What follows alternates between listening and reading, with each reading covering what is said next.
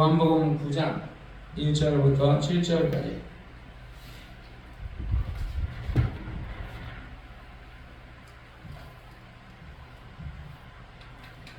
요한복음 9장 1절부터 7절까지. 시작. 예수께서 길 가실 때에 날 때부터 소경된 사람을 모신지라. 제자들이 물어가로되 라비여, 이 사람이 소경으로 난 것이 유죄로 미남이니까 저희는 그의 부모이옵니까? 예수께서 대답하시되 이 사람이나 그 부모가 죄를 범한 것이 아니라 그에게서 하나님의 하시는 일을 나타내고자 하심이니라. 때가 아직 낮음에 내가 날 보내신 이의 일을 우리가 하여야 하리라. 밤이 오리니 그때는 아무것도 할 수 없음이니라. 내가 세상에 있는 동안에는 세상의 빛이로라. 이 말씀을 하시고 땅에 침을 뱉아 진흙을 이겨 그의 눈에 바르시고 이르시되 실로암 못에 가서 씻으라 하시니, 실로암은 번역하면 보냄을 받았다는 뜻이라. 이에 가서 씻고 밝은 눈으로 왔더라. 아멘. 거룩하신 아버지, 오늘 이 하나님께서 오늘 이 여러 가지의 주제로 하나님이 우리에게 주셨는데 이 말씀을 깨달을 수 있도록 도와주시고, 육적으로 해석하지 않고 영적으로 하나님이 원하시는 계획과 하나님의 뜻을 잘 설명할 수 있도록 종에게 말씀의 지혜와 말씀의 지식과 말씀의 영감을 주시옵소서. 예수 이름으로 간절히 기도합나이다. 아멘.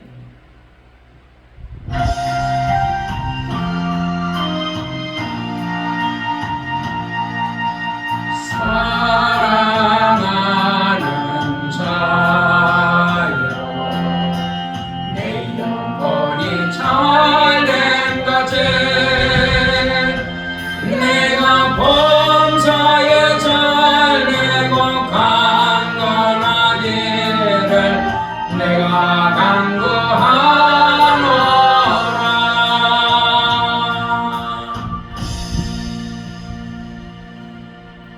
창세전에 하나님이 뜻을 정하시고 인간은 그 뜻이 무엇이었는지 잘 모르고 전혀 하나님의 계획하신 그 뜻이 무엇인지 몰랐을 때에 하나님은 계획하시고 그 일을 아들에게 진행하게 하셨어요.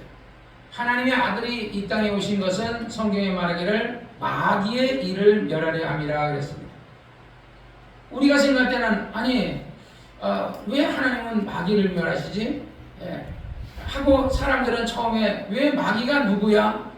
사단은 누구지? 루시엘은 누구야? 하고 이렇게 영적 존재를 모르니까 처음에는 인생은 몰랐어요.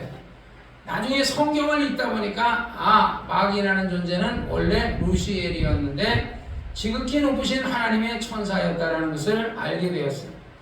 지극히 높으신 하나님의 천사가 자기 그 역할만 잘 감당해야 되는데 이가 교만해져가지고 그래서 그 천사가 타락을 하게 되죠.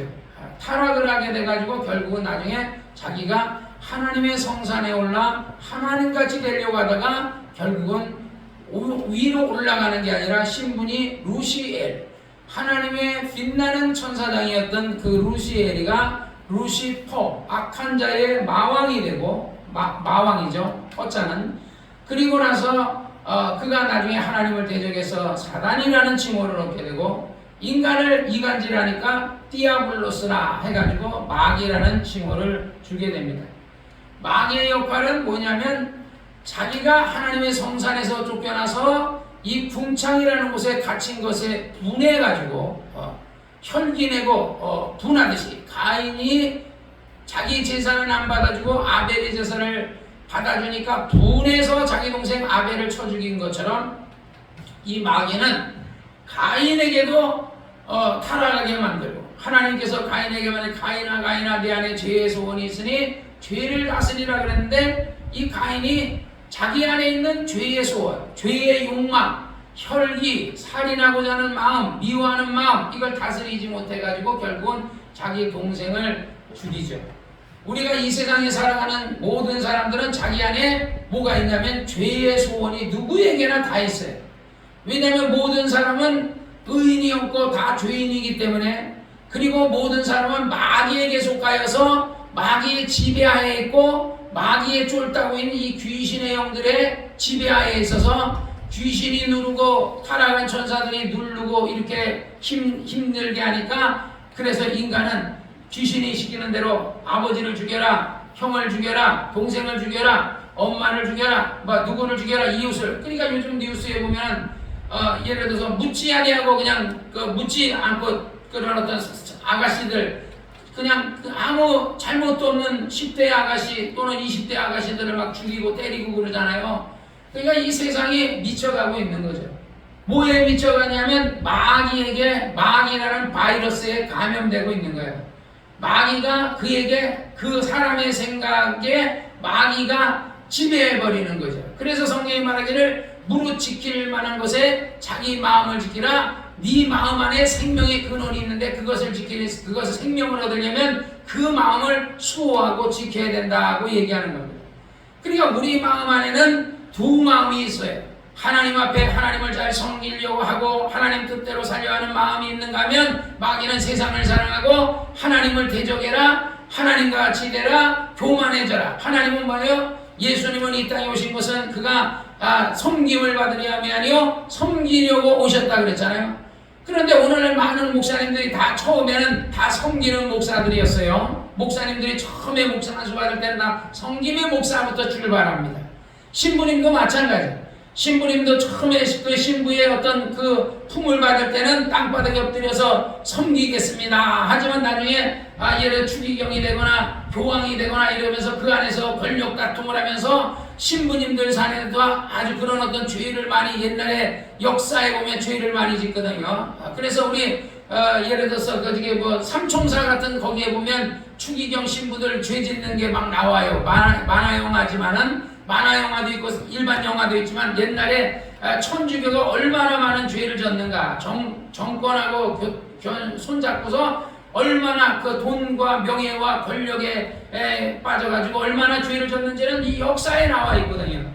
그러니까 신부, 지금도 훌륭한 신부님들은 참 많아요. 옛날에 토리 신부라는 분은 정말 훌륭한 신부였고 아주 뭐 성령운동하던 이런 신부님들도 있었어요. 그러나 오늘날 신부님들 중에 훌륭한 신부도 있지만 훌륭하지 않은 신부가 있듯이 오늘날 목사님들 가운데도 훌륭한 목사님들이 많아요. 나는 많다고 생각해요. 아직까지도 그래도 이 나라가 안 망하는 것은 의인이 많기 때문에 안 망. 의인 10만 있어도 너희가 소돔과 고모를 멸망하지 않겠다 했는데 소돔과 고모라에는 의인 10명이 없어서 멸망하거든요. 그런데 이 나라가 멸망하지 않는 것은 그래도 이 나라가 6.25 동란 때도 그렇게 공산군이 쳐들어와서 어려웠을 때 하나님이 이 나라를 지켜줬거든요. 왜 많은 의롭고, 그러니까 자기는 의가 없지만 예수 의를 힘입어서 예수의 이름을 힘입어서 예수 앞에 기도하는 많은 목사들, 금식하면서 부르짖는 사람들의 기도를 들으셔서 어쨌든 많이 이 나라를 도와줘서 적과 통일이 되지 아니하고 어쨌든 옛날에 전두환이가 쿠데타를 일으켰을 때 김일성이가 후회했대. 그때가 기회였다고.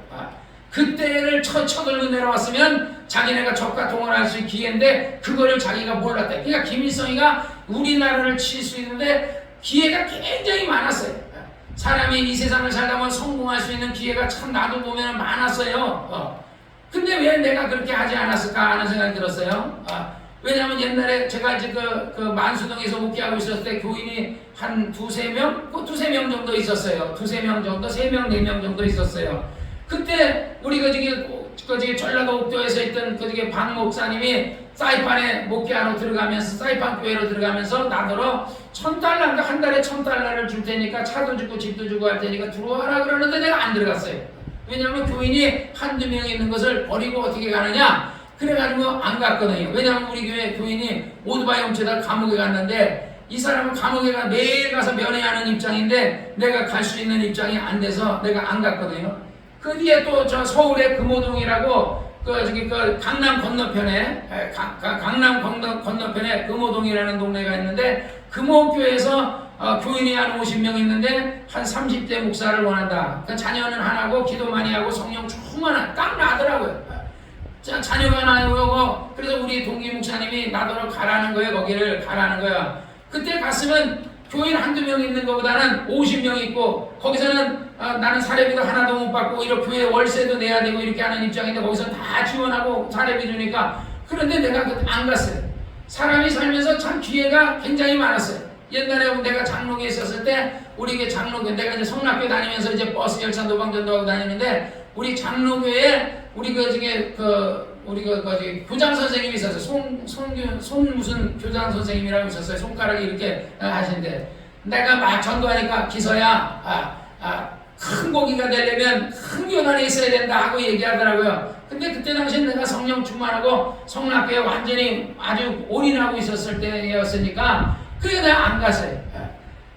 그러니까 그때도 그 큰 교단에 가서 내가 쓰임 받을 수 있는 기회가 있었는데 또 안 갔고, 또 성락교에서도 김기동 목사님이 나를 거기에 쓰려고 하고 나중에 덕정수양관을 네가 나중에 이제 저거 하면 여기 맡아서 한번 해봐라 이런 거 했는데도 나를 그냥 산꼭대기에다 나를 가두려고 하느냐. 나는 막 사방팔방을 돌아다니면서 부흥회 다니고 전도하고 다니는데 한국에서 또 그래가지고 교회를 나가버렸거든요. 그냥 이상하게 나에게 기회가 참 많았어요. 강남 강남 기도의 집이라는 곳에 성공에서 나오셔서 성령운동 때문에 나와가지고 기도의 집을 차리신 하나름 전판에서 회장이 있었는데 그 사람의 직원이 1,500명이고 그 사람의 사돈이 하나그룹이에요. 하나그룹 사돈이에요. 굉장히 큰 회사죠. 우리나라 하나그룹 회장 깡패 회장 있잖아요. 아들 때렸다고 두들겨 팬 사람 아직장님 두들겨 팬 조직폭력배들 두들겨 팬 사람 있잖아요. 그 사람과 집안이에요. 그 사람이 나더러마다 영국에 유학을 가가지고 공부하고서 나도 성공의 신부가 되더라는 거야.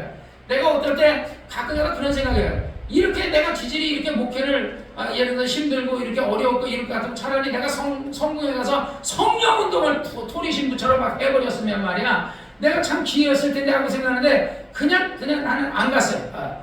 인생을 살면서 나에게 하나님 기회를 한두 번 준 게 아니라 계속적으로 기회를 줬는데 그때마다 내가 기회를 다 차버렸어요. 근데 또 감사한 것은 내가 그 교단을 떠나서 일고 있었는데 성락교에 어려운 사태가 터졌을 때 우리 집사람이 글을 써서 김 목사님 한번 변호를 하라 그래서 변호했는데 또 이렇게 그 기회가 와서 지금 이렇게 우리 울산 예배당을 또 맡아서 내가 이렇게 교인들에게 하나님의 말씀을 가르치고 이 교회 건물을 잘 활용하고 쓸 수 있고 목회할 수 있다는 것은 이것도 나에게 기회인 거죠. 어떨 때 생각하면 옛날에 울산 성락교회가 망해서 굉장히 어려웠는데 나는 건물을 지었고 예배당을 지을 만한 형편이 안 되는데 하나님이 그런 모든 것 성경에 그런 말 있잖아요. 사람이 자기 길을 계획할지라도 그 걸음을 인도하시는 이는 누구다? 하나님이시다. 우리가 때로는 실패하고 어려운 대로 많이 이런 어떤 고난과 역경 속에서 어려움이 생겨도 하나님은 항상 우리를 사랑하셔서 우리에게 선한 길로 좋은 길로 우리를 인도해 주시는 줄로 믿으시기를 주의 이름으로 축원합니다. 할렐루야. 악한 원수에게는 어떻게든지 우리를 타락시키고 우리를 죽이려고 그래요. 그런데 어쨌든 여러분 걱정하지 말 것은 여러분이 항상 깨어서 근신하여 기도하고 믿음으로 살고 하나님 말씀대로만 산다면 하나님은 항상 여러분을 좋은 길로 인도해 주신다는 것을 믿고 원수 마귀와 귀신이 여러분을 넘어뜨리려 하고 쓰러뜨리려 하겠지만 마귀가 지지 우리가 지겠어요. 우리는 설사 마귀에 의해서 예를 들어 예수님의 제자 베드로를 거꾸로 십자가에 못 박이고 바울을 목을 자르고 도마를 창으로 찔러 죽여서 마귀가 생각할 때 예수님의 제자를 내가 다 죽였다 요한 빼놓고 다 죽였다 하겠지만 그건 이긴 게 아니고 그건 진 거예요. 오히려 그 순교자의 피 위에 한국도 그렇잖아요. 이 조선도 옛날에 정말 선교사님들이 와가지고 그 실력 있고 아주 의대나고 똑똑한 이런 정말 이런 똑똑한 미국의 명문대학을 나온 이런 어떤 실력 있는 박사들이 이 나라 와가지고 조선을 복음 전하겠다고 와가지고 여기 가서 복음이나 많이 전하고 목회나 좀 해. 나처럼 이렇게 목회라도 몇십 년이라도 했으면 억울하진 않은데 도착 땅 딛자마자 죽어버렸어요. 그렇지만 그 사람의 피 위에서 하나님께서 한국교회를 세우셨거든요. 그래서 그 평양이 한국의 예루살렘이었다 할 만큼 그 6.25가 정말 예를 들어서 그 통합 측에서 신자 참배를 하는 바람에 우상 숭배하여서 결국은 하나님으로부터 저주를 받은 6.25 동란이 일어났다고 조용기 목사님 그런 얘기 하시더라고요. 그 6.25 동란이 일어났는데 그렇지만 결국은 많은 그 평양의 한국의 예루살렘이었던 그 목사님들이 남한으로 피난하면서 남한에는 교회가 200교회밖에 없었는데 이제 교회가 2,000교회, 3,000교회 막 이렇게 늘어나고 나중에 몇만 교회로 6만 교회로 막 늘어났다 그러잖아요. 그러듯이 모든 고난이라는 것은 하나님께서 그 고난 가운데서 마귀가 아무리 역사해도 고난을 하나님께서 축복으로 바꿔주신다는 것을 믿고 여러분이 신앙생활 잘 하시기를 바랍니다. 오늘 요한복음 9장에 보니까 1절에 예수께서 길 가실 때 날 때부터 소경으로 난 사람을 보신지라. 날 때부터 이 사람은 그러니까 어떤 목사님이 설교하는 걸 들어봤더니 그 사마리아나 이런 어떤 예를 들어 예루살렘이나 이런 어떤 그 지역은 소경이 많이 나온다는 거예요. 왜 소경이 많이 나오느냐? 햇빛이 뜨겁다는 거예요. 햇빛이 뜨겁기 때문에 지금같이 선글라스가 있지 아니하고 그래서 선글라스가 없었기 때문에 소경이 됐다 그러는데 여기는 그 햇빛으로 인해 소경됐다는 그런 주제가 안 나와요. 우리가 항상 성경을 할 때는 성경이 뭐라 하세요? 성경을 인간의 해석으로 그렇게 자꾸 해석해가지고 그럼 햇빛 때문에 이렇게 해서 소경이 되는 것은 고칠 수 있는데 그러면 날 때부터 소경된 건 어떻게 고치느냐? 날 때부터 소경을 고치시는 하나님은 뭐 햇빛으로 인했던 어떤 것을 그러나 내가 볼 때 우리나라도 햇빛이 굉장히 뜨거워요. 우리도 오존층이 파괴되가 굉장히 그러나고 해서 물론 예를 들어 소경이 많이 생깁니까?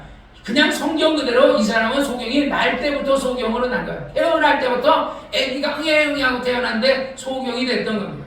제자들이 물어가는데 라비요, 예수님에게 선생님이요. 라비라는 얘기는 선생님이요. 이 사람이 소경으로 난 것이 뒤에로 오니까 그러니까 자기 오니까 그 부모니까 그러니까 죄의 근원을 묻는 거예요. 사람이 예를 들어 가늠하다 죄를 지면 이 여자가 죄를 졌으니까 모세율법에 돌로 치라 했습니다. 그리고 또는 예를 들어서 원죄라는 것은 조상 아담이 죄를 지음으로 인해서 땅에 가시와 엉겅퀴가 생기고 결국 인간에게 어려움이 오고 병이 찾아왔다. 너는 내가 죄를 졌으니 너는 흑인이 흑으로 돌아가라 하여서 사람이 흑으로 돌아가려면 어떻게 죽어야죠. 죽을래니까 어떻게 병들어야죠. 그러니까 마귀가 병들래니까 마귀가 개입을 해가지고 자꾸 병들게 하는 원수 마귀와 귀신들이 우리를 병들게 한다. 이 사람이 소경을 하는 것은 제자들이 생각할 때는 이것이 율법의 시야로 보는 겁니까? 부모죄로 인해서 죄를 유전된 죄냐 아니면 자범죄냐 이 사람이 지은 자범죄로 인해서 근데 아니 날 때부터 소경이 됐는데 이 사람이 무슨 죄를 졌대? 날 때부터 소경했어요. 이 사람이 소경된 것은 날 때부터 소경이 됐으니까 이 사람의 죄라는 게 이 사람의 죄로 애기가 무슨 죄가 있어요? 애기는 죄가 없어요. 애기가 죄가 있다면 원죄라는 죄밖에 없어요. 자범죄도 없고 본죄도 없어요. 애기들은 죄를 잘 안 지죠. 아주 순박을 그냥 우리 자인이 어렸을 때 사진 엄마 젖 먹을 때 사진인데 우리 딸아이가 까꿍 이러는데 걔가 무슨 죄가 있어요. 그냥 까꿍하기만 해도 그냥 까르르하고 웃는데 그러니까 이 아이는 날 때부터 죄는 없어요. 그러면 이 사람이 소경된 건 그럼 원죄냐? 그래서 예수님이 3절에 예수께서 대답하시되 이 사람이나 그 부모가 죄를 지은 것이 아니라 그에게서 하시는 하나님의 일을 나타내라 하십니다. 사실은 모든 율법을 말하는 것은 그 죄의 기원을 따지려고 하는 거예요. 이 죄가 누구 죄냐? 이것이 원죄로 인해 온 것이냐? 이 병이 원죄로 인해서 온 것이냐? 이 사람이 자기가 자범죄를 졌기 때문에 병이 왔냐? 이 사람이 마음에 악한 생각하고 더러운 생각을 많이 해서 병이 왔냐? 맞아요. 사람이 죄에 싹슨 사망이라 그랬기 때문에 더러운 생각을 하면 그 죄로 인해서 병이 올 수 있어요. 또 행실로 죄를 지으면 그 죄로 인해서 우리 구약에 보면 행실로 죄를 지으면 병이 오잖아요. 하나님이 저주하시잖아요. 그 다음에 원죄로 인해서도 당연히 죄의 싹시 사망인 것은 맞아요. 근데 주님은 어차피 이 세상에 의인이 한 명도 없거든요. 그러면 지금 그 사람들이 묻는 그 사람은 자기는 의인이냐? 지금 이 사람이 유대인들은 자꾸 병들면 이 사람이 죄를 논하는데 병이 안 들었지만 병 안 들었어도 성경에는 의인은 한 명도 없다라는 거예요. 그러니까 이 땅에 사는 사람은 예수님 제자들도 다 죄인인데 근데 제자들의 관점엔 자기들은 죄 안 졌고 이 사람은 이 사람이 소경된 것이 유죄이니까 부모죄냐 원죄냐 자범죄냐 그걸 논하고 싶은 거예요. 그러니까 예수님은 그에게서 하시는 하나님의 일을 나타내래요. 하나님이 하시는 일이 뭐예요? 하나님이 하시는 일은 두 가지가 있다는 거예요. 두 가지. 그래서 하나님의 아들 예수 그리스도가 이 세상에 오시는 첫째는 마귀를 멸하려 하심이라 그랬어요. 마귀를 멸하려. 둘째는 뭐예요? 모든 사람들이 죄로 인해서 죽은 저주를 받아 죽게 된 사람들을 하나님께서 하나님의 아들을 보내셔서 아들이 있는 자에게 생명이 있고 아들이 없는 자에게 생명이 없다고 하는 것처럼 아들이 있는 자에게는 정말 천국 가고 아들이 없는 자는 지옥 가고 이렇게 하나님께서 정하셨어요. 그래서 누구든지 주 예수를 믿으라 그리하면 너와 내 집이 구원을 얻으리라고 약속하셨거든요. 그러니까 하나님이 하시는 일은 예수님은 이 땅에 모든 사람의 죄를 담당하고 십자가에서 죽으시는 게 예수님의 일이에요. 그러니까 예수님이 그러잖아요. 주여 우리가 어떻게 주의 일을 하니까 그러니까 나를 믿는 것이 주의 일이다 그러잖아요. 그러니까 우리 주의 일이라는 것은 가장 기본은 뭐냐면 주의 일 막 전도하고 성교하고 파송되고 막 그것도 주의 일이죠. 말씀을 가르치는 교사들 옛날에는요 서리 집사보다 교사가 더 높았나 봐요. 옛날에는. 그래서 공산당이 제일 먼저 김일성이가 쳐들어왔을 때 제일 수청 예상들 아우지 탄광을 보내는 사람을 뽑을 때 예를 들어서 목사, 그 다음에 장로, 그 다음에 권사, 근데 이 권사보다도 먼저 교사. 그러니까 예수를 가르치는 사람, 되게 권사들 교회 다니면서 교회를 다니지 가르치지 않거든요. 그런데 이게 되게 장로님들은 또 리더였고 가르치고 막 이렇게 했단 말이야. 그 교사들은 평신도 지도자들이거든요. 그러니까 요런 사람들, 그때 당시에 서리 집사가 있어도 아마 그런 서리 집사 같은 거는 아우지 탄광을 안 보낸 것 같아요. 그러니까 교사들과 권사들과 집사들과 안수 집사들, 장로들 이런 사람들, 목사들 이런 사람들만 다 아우지 탄광을 보냈어요. 그러니까 우리가 하나님의 일의 기초는 가장 뭐냐면 하나님을 믿는 거예요. 하나님을 믿고 그 말씀을 그대로 믿는 거예요. 한경민 목사님 우리가 많은 목사님인데 어떻게 하면 목회를 성공하십니까? 하고 물으니까 예수 열심히 믿으세요. 그래. 아니 목사님 저 예수 믿는다고 나 목사라고 목사인데 내가 어떻게 하면 열심히 교회를 성장시킬 수 있습니까? 그냥 예수 열심히 믿으라. 그냥 예수를 열심히 믿었더니 열심히 성경대로 열심히 믿고 예수님을 열심히 사랑했더니 교회가 부흥했다는 거예요. 우리 그 부산에 가면은 손연보 목사님이라는 분이 있어요. 손연보 목사님. 그 목사님이 정말 옛날에 예수를 안 믿다가 어느 날 친구 따라서 교회를 가서 이제 자기는 아버지가 없는데 아버지가 없어요. 일찍 돌아가셔가지고. 그러니까 어느 날 이제 아버지를 믿게 되면서 하나님 앞에 자기는 엄마밖에 없고 호르몬이 밑에서 살았거든요. 그런데 아버지라는 말을 부르지 못했는데 하나님 아버지니까 하나님 아버지를 부르는 거야 이 사람이. 하나님이 내 아버지가 되어 주시옵소서. 그래서 이 사람이 하나님 앞에 간절히 그러니까 하나님을 만나는 게 뭐예요? 예배잖아요. 그러니까 무슨 일이 있어도 예배는 잘 들어야 되겠다. 그러니까 그 사람은 뭐 설교도 당연히 잘 들었겠지만은 항상 예배를 중요시 여겼어요. 손연보 목사님이신데 부산 세계론교회 목사님이세요. 그래가지고 이 사람이 예수님을 믿고 그래서 열심히 무슨 일이 있어도 주일은 절대 안 빠져요. 어느 날은 엄마가 지금은 주일이니까 밭에 가서 일해야 되니까 홀 어머니가 이제 나 혼자 밭에 나가 일하는 게 힘드니까 네가 오늘 학교 갔다 와서 날 좀 도와달라. 주일날 교회 가지 말고 날 좀 도와라는데 그냥 새벽 일찍 그냥 확 도망가 버렸어요. 일하다가. 그래서 주일날 교회사고 뭐 하다 보니까 이제 배가 아마 교회에서 밥을 안 줬던 모양이라 그냥 밥을 먹으니까 막 이제 점심이 넘어가고 이러니까 배가 한참 고프니까 이제 그래가지고 이제 밥 먹으러 집에 이제 한 4-5시쯤 들어온 거예요. 그러니까 엄마가 그러니까 밥을 안 먹었으니까 밥을 먹으라 그러면서 이제 가지 말고 저녁 예배에 가지 말고 나를 좀 도와달라 그랬더니 신발을 딱 신더래. 그냥 엄마가 막 쫓아오니까 엄마가 쫓아와가지고 가지 말라고 그러니까 그냥 엄마를 그냥 확 들쳐업고 교회로 쫓아가 버리니까 그냥 엄마를 들쳐업고 예배를 가야 되는데 엄마가 못 가게 하니까 그냥 엄마 업고서 그냥 엄마 막 내려놓으라고 막 때리고 그러니까 다리를 이거를 꽉 쥐고서 엄마를 얼마나 세게 잡았던지 그래가지고 예배당에 가가지고 신발 벗고 하면 엄마를 밖에서 신발 벗을 때 도망갈까봐 신발 신고 예배당에 들어가 버린 거야. 그래가지고 그 의자에다 앉혀놓고서 그냥 거기에 신발 신고 들어가가지고 그랬는데 엄마가 웬일로 안 도망가더라는 거야.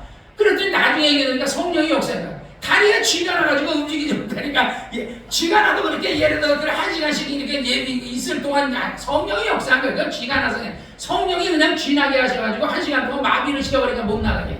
그래가지고 할 수 없이 예배를 드렸어요. 그리고 나서 그냥 막 이제 엄마를 전도하기 위해서 막 금식도 하고 나 엄마 예수 안 믿으면 막 죽는다 하면서 여러 가지로 해가지고 예배를 어떻게든지 엄마를 예수 믿게 하고 그래 예배를 중요시 여겼어요. 그 다음에 또 이 사람의 중요시한 게 전도. 항상 예수 전도했어요. 가난하다 보니까 이제 예를 들어서 신학교를 들어갈 만한 대학교를 들어갈 돈이 없는데 그냥 고등학교 나와가지고 이 사람은 예배를 드리기 때문에요. 기술고등학교 같은 데 들어갔는데 되게 이제 주일날 시험을 치거든요. 그러니까 시험을 안 친 거야, 이 사람이. 그러니까 학교에서 나중에 계속 안 치니까 1학년, 2학년, 3학년 계속 시험을 안 치니까 너는 시험 안 치니까 너는 졸업을 못한다 그래가지고 걔를 제적 처분하려고 그러는데 그래 제적을 하든지 말든지 그 사람은 시험을 안 친 거야. 그런데 그 하나님이 아주 너무 이쁘게 본 거죠. 그랬더니 어느 날 이제 나는 제적됐구나 생각하고 있는데 친구가 오더니 야 시험 보러 가자는 거야. 왜 그러냐 그랬더니 그 시험을 보기로 한 그 학교가 불이 나버린 거야. 그러니까 전교생들이 시험을 못 치니까 다른 학교로 가라고 월요일날 시험을 그래서 월요일날 얘가 시험을 쳐가지고 손영보라는 이 청년이 시험을 쳐서 이제 고등학교 졸업을 하게 된 거죠. 졸업을 하게 이제 대학을 들어가는데 그래가지고 이제 고신대학에 이제 합격을 했는데 등록금이 60만 원인데 돈이 없는 거야 이 사람. 돈이 없으니까 엄마가 야 우리 집에 돈도 없는데 큰 집에서 큰아버지네 집에 가서 얘기해보고 했는데 큰 집에서도 막 돈이 많은데도 돈도 안 주고 오히려 네가 무슨 학교를 가니 고등학교 대학을 가느냐고 막 이렇게 하고 돈도 안 도와주는 거야. 엄마는 낙심이 됐죠. 정말 하나님이 있다면 정말 이 아이 등록금이라도 줄 텐데 그래 마지막 날이 왔어요.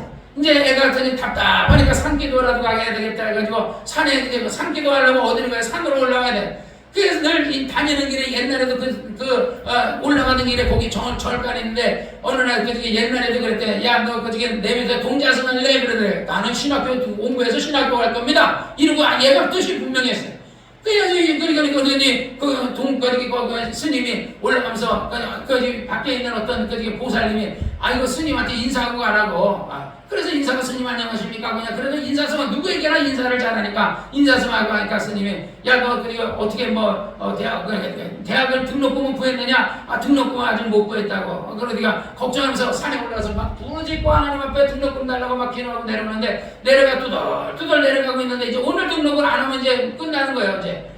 근데 그 아주머니가 또 있더니 스님한테 인사하고 가라니까 나 그냥 갈래 그랬대. 그래도 임마 스님이 너 이뻐하는데 그래도 스님한테 인사를 하라 그래. 스님한테 스님 그러니까 얘는 옛날부터 엄마 가난하다 보니까 발도 안 씻겨서 양말도 냄새가 나고 발도 꼬랑내 나고 그러니까 발도 밖에다 내놓고 몸만 이렇게 스님 나 갈렵니다 그랬더니 스님이 들어와라 그러니까 발에서 냄새나서 안 갈렵니다. 그러니까 안 들어갈렵니다. 그러고서 그러니까 들어와라. 잠깐 앉아라. 그러더니. 그런데 스님이 60만 원 봉투를 줘요. 이게 뭐냐고 그러니까. 그러니까 너 대학교 등록금 하라고. 스님이 신학대학 가는 등록금을 준 거예요. 난 갚을 돈도 없다고. 아니, 그냥 갚을 돈이 없는 게 아니라 그냥 너 그냥 신학 등록금 내라. 그래가지고 그 돈을 바꿔가지고 가가지고 등록금을 내고 와서 이제 고신신학대학을 대학교를 이제 등록을 하고 왔어요. 근데 문제는 이제 또 기숙사가 문제예요. 다른 애들은 다 집안이 다 잘 살고 그러니까 기숙사도 방도 얻어주고 아니면 기숙사도 얻어주고 하는데 얘는 집은 똥구멍이 찢어지게 가난하니까 방도 못 얻고 기숙사도 못 얻고 그래 또 산기도를 두덜 또 산에 기도하라 그래 그 돈 가지고 다 등록하냐. 예 스님 등록했습니다. 그래 산에 가서 하나님 앞에 막 주여 부르짖고 나는 내려오는데 스님이 어디 잘 때는 있냐. 근데 그게 잘 데가 없어요. 그냥 여기서 그냥 우리 절간에 마침 또 별채를 하나 줘놨으니까 거기서 너 먹고 자면서 그냥 신학교 다니라 그런 거예요. 그래가지고 그 스님도 하나님의 성령으로 감동을 시켜가지고 그러니까 성령은 스님도 감동시키는 것 같아요. 그래가지고 거기서 신학교 4학년 신학대학 졸업할 때까지 이 스님이 등록금 다 대주고 4년 동안 등록금 다 대주고 매겨주고 교통비 주고 다 걔는 스님은 새벽 3시 되면 새벽에 불경에 오고 새벽 4시 되면 얘는 또 이제 그게 새벽기도 자기네 교회 가가지고 철간에 새벽기도 하는 게 자기네 교회 가가지고 그쪽에 있는 그 교회 가가지고 또 새벽기도 하고 이렇게 하면서 그래 신학교를 졸업했어요. 신학교를 졸업하고 나서 정말 이제 농촌에 발령이 났는데 기장이 아니라 강서구 저 끝에 있는 무슨 공단이 있는데 그쪽에 이제 한 30명 모이는 고신집 교회가 바닷가 쪽에 있었어요. 그 교회 가보니까 교인이 쬐끄만 바닷가에 쬐끄만 교회인데 30명 되는 교회를 얻었는데 그 교회에서 이제 목회를 하면서 막 한 거예요. 부이 맞아보다 내가 이게 3개월 안에 100명을 만들겠다. 교회 할머니 할아버지들밖에 없는데 여기서 마을에 100명도 안 되는데 말이야 다 다 해봐야 뭐 몇백 명도 안 되는데 여기서 무슨 100명을 만드냐? 안 된다 교인들이 그러는데요. 이분은 그냥 안 된다고 하면서 계속 하루도 쉬지 않고 매일 전도하러 다녀가지고요. 3개월 만에 100명을 또 부흥시켰어요. 그렇게 하기를 그래서 모든 교인들, 심지어는 어떤 집사님은 방학 가는 집사님이 고추 농사 짓는다고 전도하라니까 어느 날 가가지고 성령님이 그러더래요. 그 고추 다 뽑아버리라고. 그래가지고 와가지고 막 고추대를 막 다 뽑으려니까 너무 안 뽑혀가지고 막 자르기도 하고 막 하면서 뽑으라 다는 못 뽑고 그냥 80%를 뽑아낸 거 물집 생기도록 뽑아내고 왔는데 그 권사님이 막 동네 사람한테 내 고추 누가 뽑았냐고 막 그래가지고 막 난리가 난 거야. 그러다가 나중에 목사님한테 막 이 사람이 기진해가지고 그러니까 제가 뽑았대요. 왜? 아이 목사님 그런 말도 그런 말도 이랬는데 목사님이 왜 뽑아요? 내 고추를 어떤 그 나쁜 놈이 못 뽑아 내가 뽑았다고. 집사님이 하도 어디까지 전도하러 한다니고 그냥 고추 농사만 짓고 방앗간만 하고 그래서 내가 다 뽑아버렸다고 그래. 그랬더니 막 개쌍욕 하면서 목사님한테 왜 목사님은 남의 밭에 고추를 뽑아도 되냐고 막 하고 그러더니 나중에 그분이 변화돼가지고 전도도 많이 하고 그렇게 해서 하나님 앞에서 굉장히 쓰임을 받았다는 거예요. 그 교회는 교인이 예를 장로님이든 집사님들은 교인 100명을 전도하지 않는 사람은 그 사람은 교인으로도 안 친다는 거예요. 정교인들이 무지무지하게 전도해요. 그러다 보니까 지금 그 교회가 한 6,000명 되는데 30년 만에 6,000명 교회로 부흥했어요. 그래서 그 인터넷에 세계로 교회 손현보 목사 치면은 그리고 책도 있어요. 그 무슨 그 절가는 그 스님이 대중 그 돈으로 그렇게 해서 이렇게 했다고 그런 책도 나와 있고 근데 나는 아직 책은 안 사왔지만 훌륭하신 목사님인 것 같아요. 아무튼 그런 저도 예를 들어서 그런 훌륭하신 목사님도 있는데 그분들보다 어쨌든 우리 주 예수님의 제자들은 다 훌륭한 것 같아요. 예수님께서 이 땅에 계실 때 예수님은 하루도 쉬지 아니고 매일같이 전도하러 다니거든요. 저도 나중에 기회 되면은요 요즘 기도하고 있는데 저도 매일같이 전도하러 다니려고 그래요. 왜냐하면 교인들 보러 뭐 해라 이렇게 하는 것보다는 내가 몸소 실천해서 내가 매일 전도하러 내가 다니고 정말 눈 뜨면 아침에 일어나면 운동하러 가는 게 아니라 그냥 난 전도하러 다녀야 되겠다 하고 생각을 하고 있어요. 악한 원수 마귀를 어쨌든지 전도하지 못하게 하는 것이 마귀의 일이에요. 마귀는 예배, 그래서 내가 좀 아까도 찬송하면서 혼자서 이제 한 30-40분 정도 찬송하면서 내가 이렇게 소년보 목사님 교회를 한번 이렇게 이제 인터넷 세계로 교회 소년보 목사님을 이렇게 치면서 한번 예배 시간을 한번 알아보고 싶어서 이렇게 한번 쳐봤거든요. 그래서 거기 댓글이라는 게 소년보 목사님의 교회가 예배가 몇 시에 됩니까 하고 사람들이 궁금해가지고 그러니까 하도 전도를 많이 하고 유명해지니까 사람들이 스스로가 그 교회 나가려고 댓글에 그 교회 위치가 어디냐 그 교회 예배 시간 몇 시냐고 묻는 사람들이 그러니까 이제는 자동으로 사람들이 막 이렇게 채워지는 거죠. 저도 울산 와서 정말 열심히 해보려고 했는데 어쨌든 우리 성남교회가 2단으로 코너에 몰리고 막 이렇게 해가지고 우리는 2단이 아니거든요. 정말 똑같이 우리는 한국 기독교와 똑같이 하나님의 말씀을 가르치고 성경대로 정말 예를 들어 똑같이 강해를 하고 있는데 사람들이 그렇게 김기동 목사님을 이 불신자의 사후존재 저는 내가 저하면서 이제는 불신자의 사후존재도 내가 뭐 이렇게 열심히 그냥 성경대로 가르치려고 그래요. 어쨌든 이 이단 문제는 빨리 해결이 돼야 된다고 나는 생각해요. 이것 때문에 이게 교회가 성장이 안 되고 이게 부흥이 안 되고 전도에 방해가 되고 있는 것은 사실이에요. 예수님의 제자들은 어쨌든지 사람이 병들면 이 사람의 죄에 대한 이 사람이 무슨 죄로 졌냐, 누구 죄냐, 부모 죄냐, 자식의 죄냐 이것을 따지려고 그래. 그러나 우리 주님 그런 건 따지지 않아요. 그게 부모 죄인 것이 부모 죄면 어떻고 자식 죄면 어때요? 중요한 건 하나님의 일을 안 하시는 거예요. 하나님의 아들이 이 땅에 오신 것은 마귀의 일을 멸하려 하며 하나님의 아들이 이 땅에 오신 것은 영혼을 구령하려 하며 그러니까 우리가 영혼을 구령하려면 어떻게 해야 돼요? 그 영혼을 구원하려면 우리가 전도해야죠. 그러면 전도해서 또 교회 나온 사람은 그런 예수님은 모든 족속으로 제자를 삼으라고도 명했고 그게 제자 삼는 일도 주님의 일이에요. 제자 삼으려면 어떻게 돼요? 예배를 드려야죠. 예배를 드리지 않고 제자 삼을 수 없어요. 우리가 믿음을 들으면서 나면 들음은 그리스도에서 말씀에서 나는 것처럼 하나님의 말씀을 열심히 듣고 우리가 자꾸 모여야 돼. 근데 소년보 목사님은 단 한 번도 예배에 빠진 적이 없어요. 이 사람은. 뭐 차라리 고등학교를 졸업을 못할지라도 내가 검정고시라면 했지 그냥 예배는 무슨 일이 있어도 안 빠졌다고.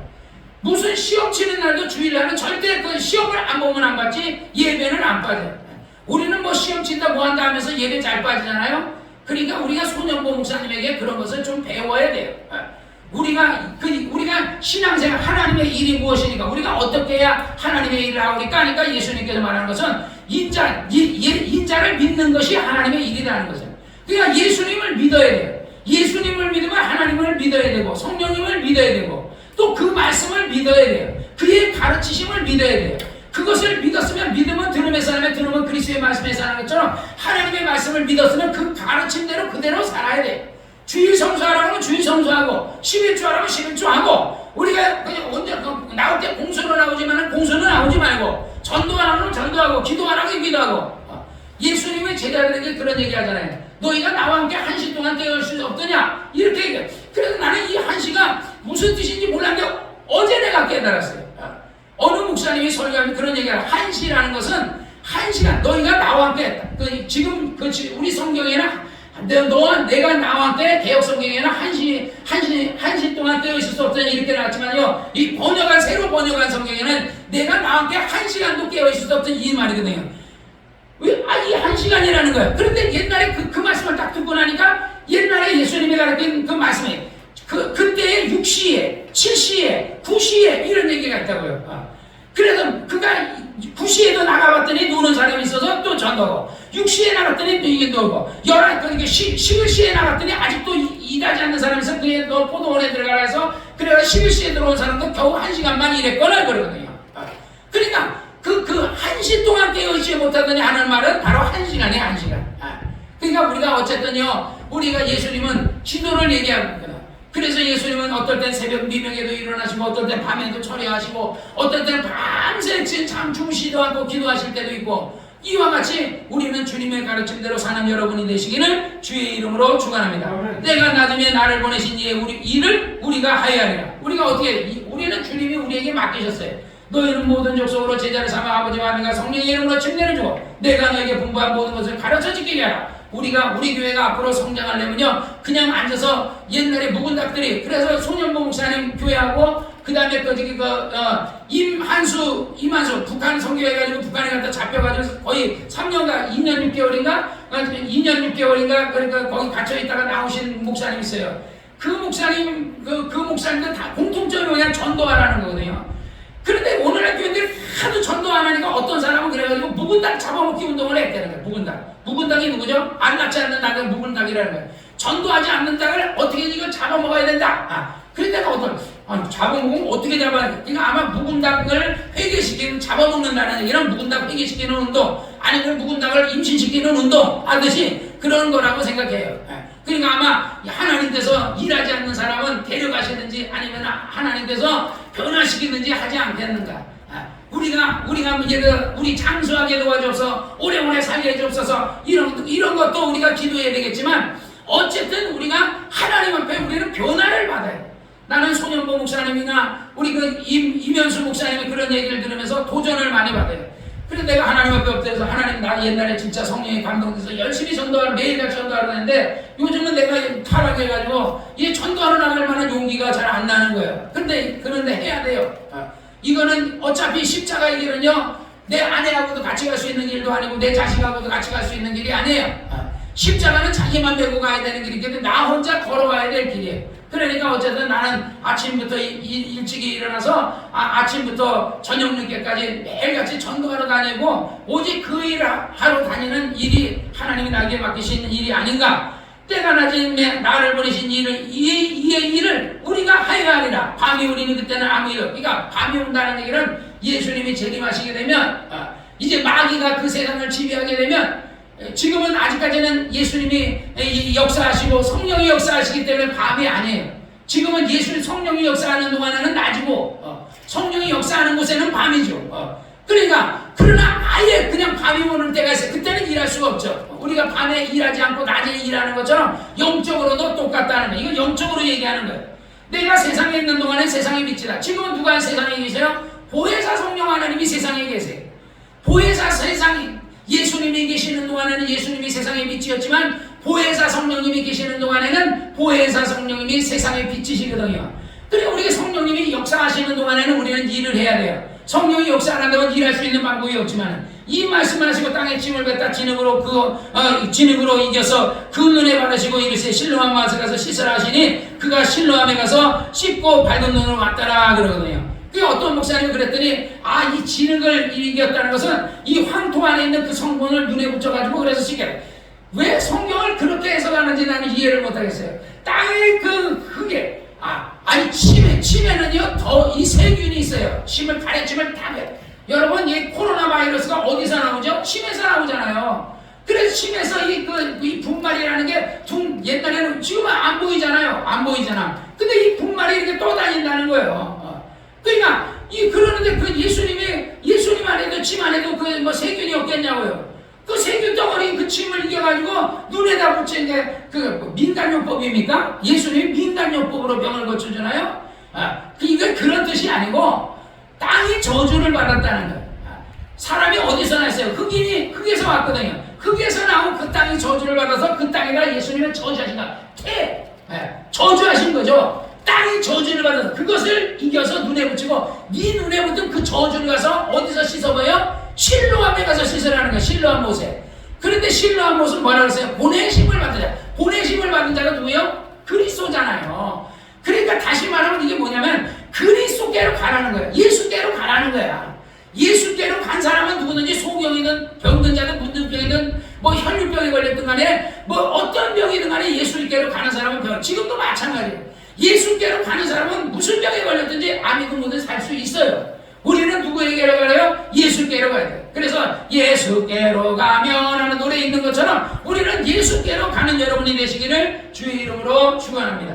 어제는 주님은 마지막 때가 가고 주님 재림하실 때가 가까웠어요. 그래서 우리가 신앙생활 앞으로 정말 더 나도 발전을 해, 더 열심히 해서 첫사랑을 회복해야 되고 여러분들도 첫사랑을 회복해야 되고 그래서 우리가 자꾸 지금에서 머무르면 안 돼. 우리는 이미 첫사랑을 잃어버린 신앙이니까 그 잃어버린 신앙에서 머무르지 말고 다시 예수님이 에베소 교회 말하는데 처음에 신앙이 어디서 떨어진지 알고 빨리 그것을 첫사랑을 회복하라, 처음 믿음을 회복하라는 것처럼 우리는 그걸 회복하려고 노력하는 여러분 나와 여러분이 되시기를 주의 이름으로 축원합니다. 기도하겠습니다. 우리 합심해서 기도합시다. 거룩하시고 역사하시는 아버지